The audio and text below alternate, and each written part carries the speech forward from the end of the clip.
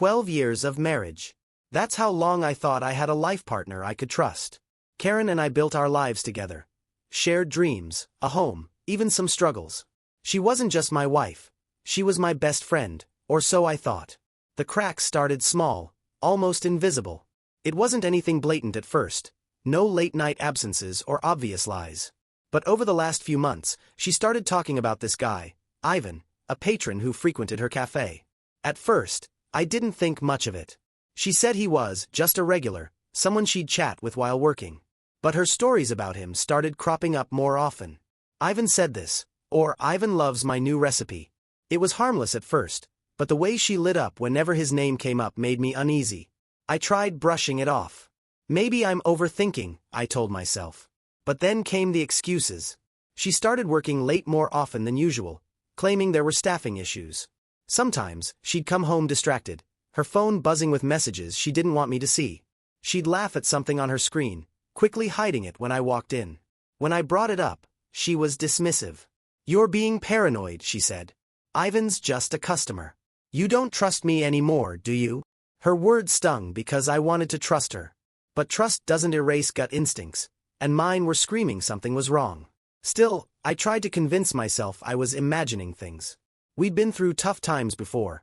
Long work hours, financial strains, you name it, and we always found our way back to each other. But this time felt different, like something precious was slipping away. Something I couldn't stop. I kept quiet, watching from the sidelines as her connection with Ivan deepened. Little did I know, my silence would cost me more than I could imagine. It was a Wednesday night when I found out the truth. I had come home from work, expecting another quiet evening. Karen was in the kitchen, humming while she prepared dinner. Her phone was charging on the counter, lighting up with notifications every few minutes. I glanced at it out of habit, not expecting anything suspicious. But one message caught my eye. "Can't stop thinking about last night. When can we meet again? Ivan." My stomach dropped. I don't know what came over me, but I picked up her phone. My hands shook as I unlocked it. Her password hadn't changed. It was right there in front of me, the proof I didn't want to find. Their messages were explicit, leaving no room for doubt. Ivan wasn't just some friendly cafe patron. They talked about secret meetups, stolen kisses, and things I can't bring myself to repeat.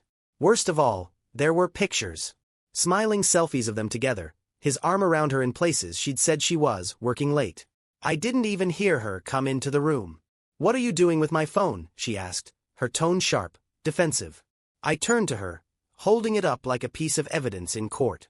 "This. What the hell is this, Karen?" Her eyes widened for a split second before narrowing. "You went through my phone," she snapped, avoiding the real issue. "That's such a violation of privacy. I can't believe you'd stoop to this." "Don't you dare turn this on me," I said, my voice rising.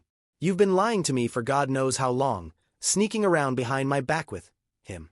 I could barely say Ivan's name without feeling sick. She crossed her arms, the defiance on her face like a slap.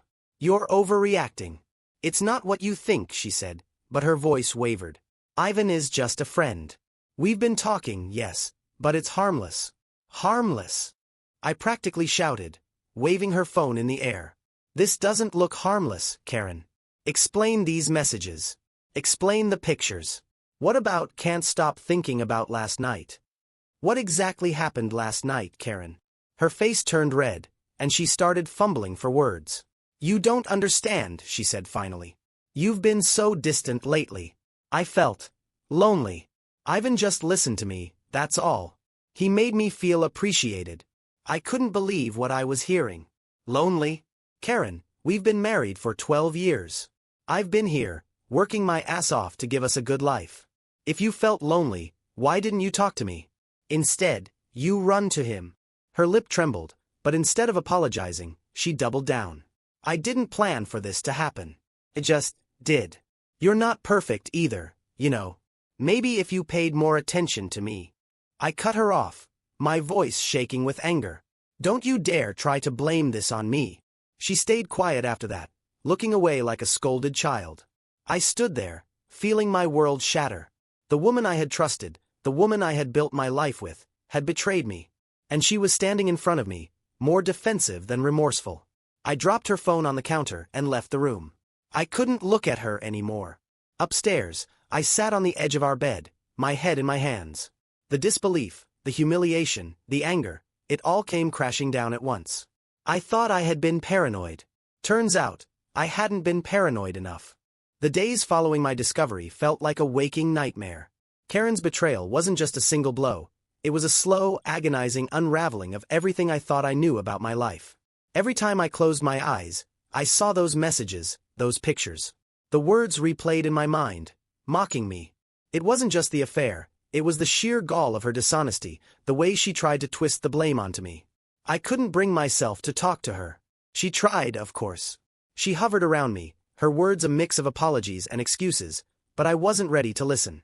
I needed space to think, to process the reality of what had happened. At night, I lay awake, staring at the ceiling, the silence between us heavier than I'd ever imagined possible. She would cry softly beside me, but her tears brought me no comfort. They felt hollow, like the actions of someone sorry they got caught rather than truly remorseful for what they'd done. I started piecing things together. Details that hadn't stood out before now took on a sinister clarity. The sudden need to work late, the extra care she took in her appearance before heading to the cafe, the defensiveness whenever I asked about her day. It had been right in front of me, and I'd ignored it, too trusting, too blind. It wasn't just the emotional betrayal that gutted me. As I dug deeper, I found evidence of something even worse. She had been using our joint bank account to support Ivan. Small transfers here and there, labeled innocently enough, but they added up. He wasn't just stealing my wife. He was benefiting from the life we'd built together. That realization hit me harder than I expected. It wasn't enough for her to betray me emotionally and physically. She had also allowed him to leech off the security I had worked so hard to provide. I started to feel like a stranger in my own home. Every corner of the house held memories of us, of the life I thought we shared. The kitchen, where we'd cooked meals together and laughed over spilled flour, now felt like a cold, foreign space. The living room, where we'd spent countless nights watching movies and sharing quiet moments, seemed hollow. Even our bed felt tainted. The worst part was trying to keep it together for everyone else. Friends and family had no idea what was going on behind closed doors. Karen acted normal around them, putting on a mask of the loving wife while I struggled to hold myself together. Her ability to carry on as if nothing had happened only deepened my anger and resentment. How could she do this to me and then act like it didn't matter? I couldn't look at her the same way anymore. Every time I saw her, I was reminded of her betrayal, of the nights she spent with him while I sat at home, oblivious. Her lies poisoned everything, turning love into disgust, trust into suspicion. I knew I couldn't live like this. Something had to change, and it had to change soon. I began to detach emotionally, creating a wall between us to protect myself. There was no warmth in our interactions anymore, just cold civility. I avoided her as much as possible, throwing myself into work or staying out late to escape the suffocating tension at home. The life we had built together was crumbling, and I could feel myself slipping into the wreckage. The initial shock of Karen's betrayal eventually gave way to a cold, simmering resolve. Sitting in the ruins of my marriage, I realized I couldn't let myself be consumed by anger or sadness any longer. I had given her 12 years of loyalty, only to be made a fool. Now, it was my turn to act, not out of blind rage, but with careful precision. I started by gathering everything I could. Late one night, while Karen was asleep, I went through her phone again, this time more methodically. I took screenshots of her messages with Ivan, every incriminating detail I could find. The pictures, the plans they had made, even the flirty exchanges that felt like knives in my chest. I saved it all. Then I went through our financial records, printing out statements that showed the money she had funneled to him. Every detail I uncovered added fuel to the fire of my determination. The next step was meeting with a lawyer. I didn't tell Karen I was going. She didn't deserve to know my plans. The lawyer listened as I laid everything out, the affair, the financial betrayal, the evidence I had collected. He assured me that with the proof I had, the court would be on my side. That small reassurance was the first moment of clarity I'd had in weeks. For the first time, I felt like I had some control over the situation. I also began quietly separating our finances. I opened a new account in my name alone and redirected my income there. Every joint account we shared, I drained, leaving just enough for the necessities. It was ruthless, but after what she had done, I felt no guilt. This was survival. At home, I played my part carefully. Karen could sense my distance, but I didn't let on what I was planning. I didn't yell, didn't accuse her again. I wanted her to think the storm had passed, that I was resigned to the situation. Meanwhile, I was methodically dismantling the life she had taken for granted. She still tried to talk to me sometimes, but I kept my responses short, detached. I noticed how she started to falter when I didn't react the way I used to. There were no more arguments, no emotional outbursts. Just silence. It seemed to unsettle her, which gave me a grim sense of satisfaction. She had no idea what was coming. The hardest part of the plan was pretending around our friends and family. I didn't want anyone to know what was happening until I was ready. So I smiled when I had to, played the role of the dutiful husband in public, and waited for the right moment. But beneath the surface, I was a man on a mission. I wasn't just going to walk away from this with my dignity intact. I was going to make sure Karen faced the full weight of her actions. Every lie she told, every secret meeting with Ivan, every dollar she stole from our future, I was going to make her regret it all. This wasn't about revenge for the sake of vengeance. It was about reclaiming my life, my pride, and my future. And for the first time since discovering her betrayal, I felt a sense of purpose. The wheels were in motion, and there was no turning back. The day I filed for divorce felt like crossing a threshold I could never return from. It wasn't an easy step to take, but it was a necessary one. I handed over the evidence to my lawyer, everything I'd gathered, the messages, the photos, and the financial statements showing how Karen had been siphoning money to support Ivan. My lawyer's confidence gave me some hope. He assured me the court would see through her lies. Karen didn't see it coming. When she was served the divorce papers, her shock was palpable. She confronted me that evening, demanding an explanation. I stayed calm, refusing to let her provoke me. I told her there was nothing left to say, that I knew everything. She tried her usual tactics, denial, shifting blame, even a pathetic attempt at playing the victim, but it was too late. I wasn't falling for it anymore. The court proceedings were messy, as I expected. Karen's lawyer attempted to paint a picture of a struggling wife who had been neglected emotionally and had made poor choices out of desperation. But the evidence I'd brought to the table shredded that narrative. The explicit messages and photos exposed the truth, and the financial records sealed it. It was clear she hadn't just cheated emotionally and physically. She'd also violated our financial trust, using our shared money to prop up her affair. Watching her squirm in court was a strange mix of satisfaction and sadness. There was no joy in seeing someone you once loved be reduced to lies and excuses, but there was relief in knowing I had the upper hand. Her attempts to manipulate the situation fell apart under scrutiny, and the judge didn't seem sympathetic to her justifications. The ruling was swift and fair. Karen was left with minimal assets, just enough to cover her basic needs. The court granted me the majority of our shared property and savings, acknowledging the betrayal and financial harm she had caused. More importantly, she was ordered to repay some of the funds she had transferred to Ivan, money that had been meant for our future. Karen's face during the final hearing was etched into my memory. There was no longer any anger or defiance, just resignation. She knew she had lost, and for the first time in a long while, I felt like I had won. But even as I walked out of the courtroom, I couldn't shake the lingering sense of loss. This wasn't how I had envisioned my life turning out. 12 years of marriage reduced to a legal battle, and the woman I had once trusted with everything now nothing more than a stranger. Still, there was a sense of closure. I had stood up for myself, for my dignity, and for the life I wanted to reclaim. The marriage was over, and Karen was left to face the consequences of her choices. As painful as it had been, I knew I was finally free to start over. After the divorce was finalized, I thought I'd feel relief. In some ways, I did. There was a weight lifted off my shoulders, the burden of pretending things were okay when they clearly weren't. But there was still one loose end I couldn't ignore. Ivan. For months, he had slithered into my life, wrecking my marriage and leeching off my hard-earned money. He wasn't just some faceless figure. He was the symbol of everything Karen had thrown away. I couldn't let it go. I needed to confront him, not just for closure, but to reclaim my self-respect. Finding him wasn't hard. Karen had mentioned where he spent most of his time, the same cafe where she worked. I went there one evening after work, determined to end this chapter on my own terms. The place was quiet, a few patrons scattered around, but there he was, sitting near the window like he didn't have a care in the world. He didn't notice me at first, but when I approached his table, he looked up. At first, there was a flicker of recognition, then unease.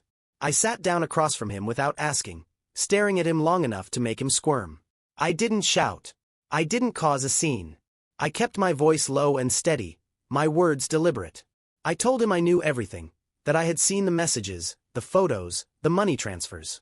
I let him know that Karen and I were divorced now, thanks to him, and that whatever fantasy he had about building a life with her was over. She had nothing left to give him. No money, no stability, and certainly no loyalty. He tried to play it cool, shrugging and muttering something about how these things happen, but I could see the cracks in his confidence. This wasn't a man who had won anything. He was just a parasite who'd latched onto the nearest source of comfort and now had to face the fallout. I leaned in closer and told him exactly what I thought of him. I told him he was a coward, a man who preyed on a married woman, took what wasn't his, and destroyed a family in the process. I told him he was nothing without people like Karen to prop him up, and that one day, even she would see him for what he really was. By the time I stood to leave, he looked shaken. I didn't need to throw a punch or make any threats. The truth was enough. I walked out of the cafe feeling lighter, like I'd finally let go of the anger that had been eating away at me. In the days that followed, I heard through mutual acquaintances that Ivan and Karen's relationship didn't last long after that. Without my financial support, Karen struggled to keep her cafe afloat, and Ivan, unsurprisingly, wasn't interested in sticking around once the money dried up. It wasn't about revenge anymore. Confronting Ivan wasn't about hurting him. It was about reclaiming my dignity, about standing up for myself after months of feeling powerless.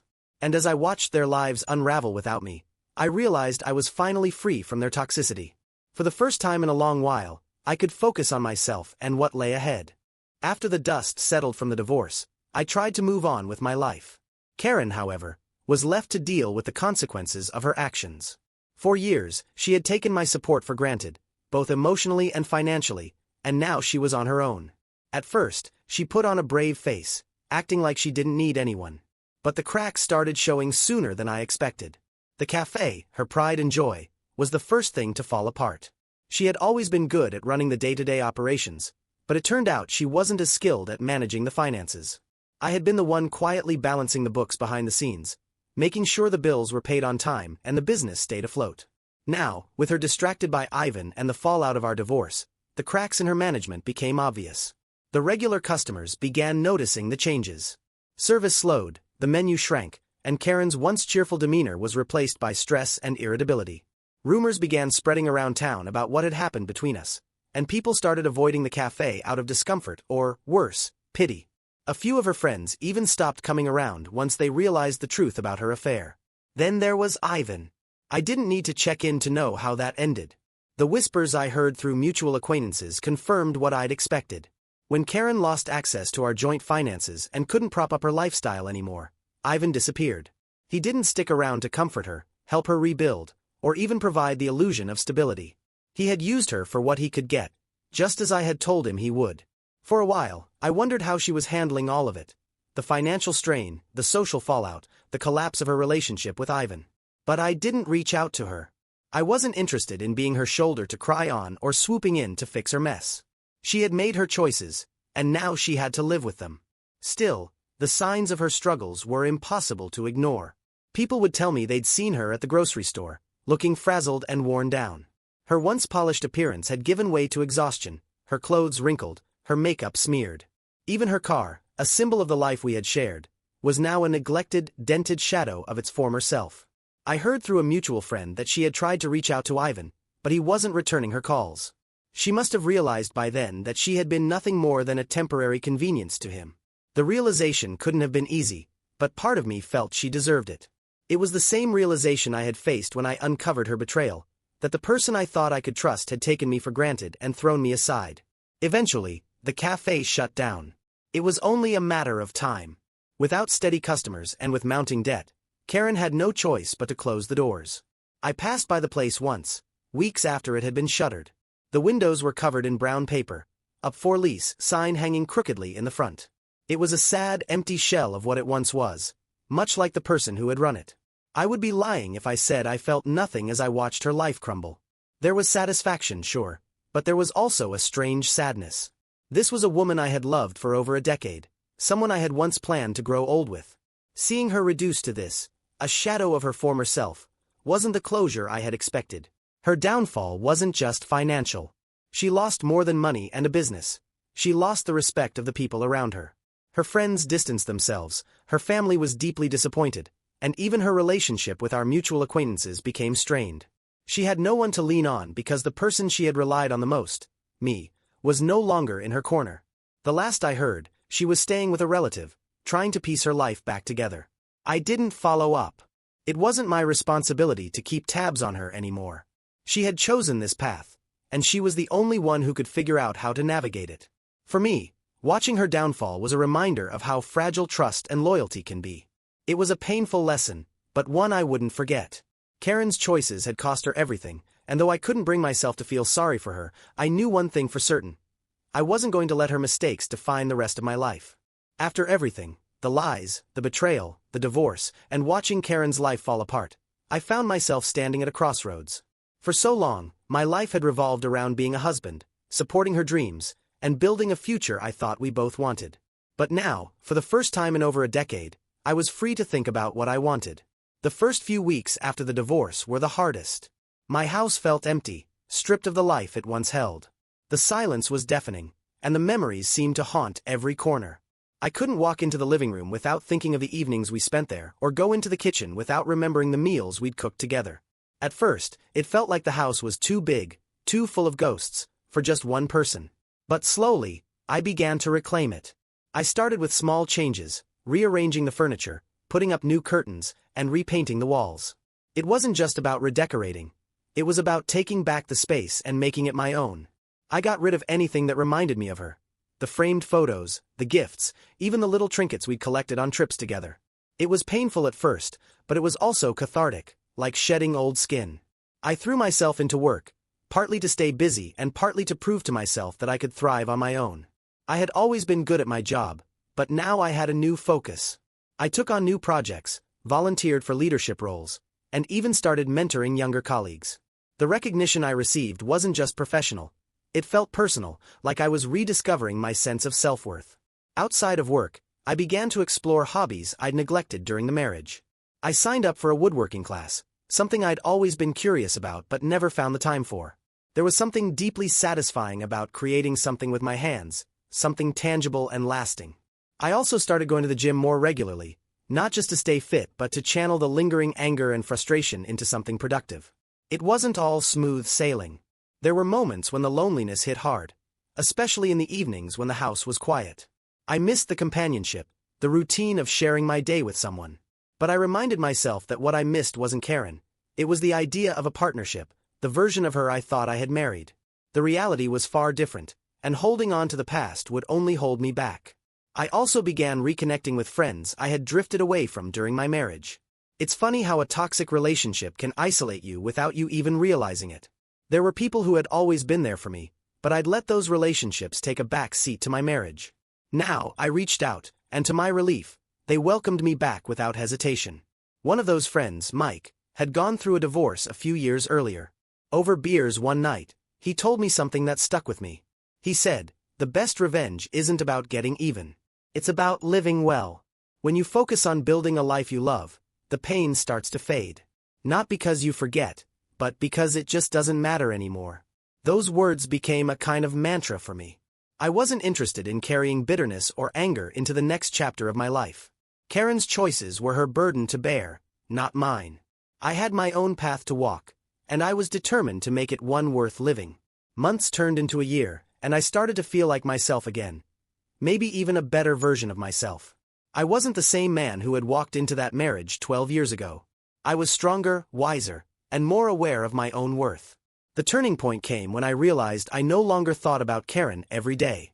The memories were still there, but they felt distant, like echoes of a life that didn't quite feel like mine anymore. I stopped wondering what she was doing or how she was coping. It didn't matter. My focus was on my own life, on the things and people that brought me joy. I started traveling, something Karen had never been particularly interested in. I took a solo trip to the mountains, hiking trails I'd only ever seen in photos. The fresh air, the solitude, and the sense of accomplishment when I reached the summit were unlike anything I'd experienced before. It was a reminder that I was capable of so much more than I'd given myself credit for. Eventually, I opened myself up to the idea of dating again. It wasn't easy. Trusting someone new after what I'd been through felt daunting. But I reminded myself that not everyone was like Karen, and that holding on to the past would only rob me of the chance to find happiness again. One evening, at a friend's dinner party, I met someone. Her name was Rachel, and she had an energy about her that was both calming and invigorating. We started talking, and before I knew it, hours had passed. It wasn't love at first sight, but it was something I hadn't felt in a long time. We took things slow. I was honest with her about my past, and to my relief, she didn't shy away. Instead, she listened, offering understanding without pity. Being with her felt easy, natural, and for the first time in years, I allowed myself to hope for a future with someone new. Looking back, I realized that Karen's betrayal, as devastating as it had also been a turning point. It forced me to reevaluate my life, my priorities, and my sense of self. It wasn't just about surviving her betrayal, it was about thriving in spite of it. Now, as I sit in my home, not ours, I feel a sense of peace I hadn't thought possible. The past is still there, but it no longer defines me. I've reclaimed my life, my dignity, and my future. And for the first time in a long while, I'm genuinely excited about what lies ahead.